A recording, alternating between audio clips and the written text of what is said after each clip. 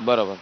बच्चू कडूजी, नेमका हाच एक दोघांमधला धागा आहे, एकनाथ शिंदे आणि तुमच्यामधला, की दोघांनाही लोक ही खूप महत्वाची आहेत, त्यांचे प्रश्न खूप महत्वाचे आहेत. माझा सहकारी वेदांत नेब हा देखील आहे, त्याला देखील काही प्रश्न आपल्याला विचारायचे आहेत. वेदांत.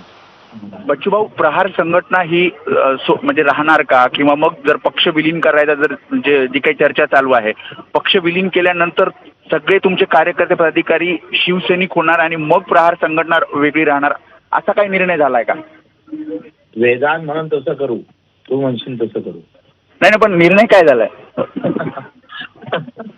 वेदांना सांगावं आम्हाला आणि आम्ही तसं करावं. नाही नाही, प्रहार संघटनेचे 2 आमदार सुद्धा होते, तुम्ही 4 टर्म आमदार राहिलेले आहात. असं असताना प्रहार संघटना विलीन करणं, कारण उद्धव ठाकरेंनी सुद्धा 2014ला अशाच प्रकारची ऑफर तुम्हाला दिली होती, त्यावेळी तुम्ही नाही म्हणाला होतात. मग आता एकनाथ शिंदेंनी ऑफर दिल्यानंतर हा विचार केला जातोय?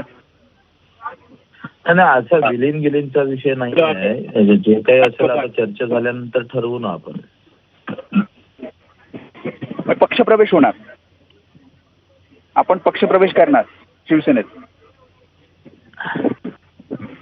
माझा असा विचार आहे का, एकंदरीत मत असं आहे का, प्रहार एक सामाजिक संघटना म्हणून मजबूत राहील आणि मग पुढचा राजकीय प्रवास कसा करायचा ते ठरवू आता बैठक झाल्यावर.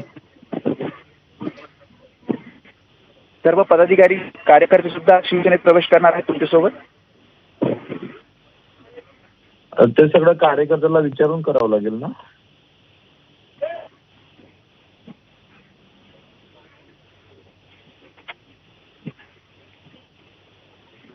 ओके, चला भेटू. जय महाराष्ट्र.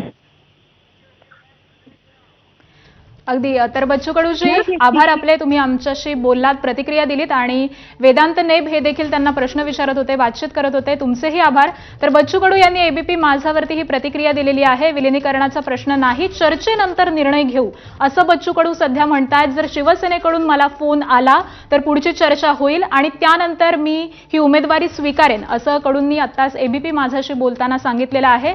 तर संघटना ही कायम राहील असं देखील त्यांचं म्हणणं आहे. त्यामुळे आता आगामी काळामध्ये नेमका काय निर्णय होतो हे पाहणं महत्त्वाचं असेल.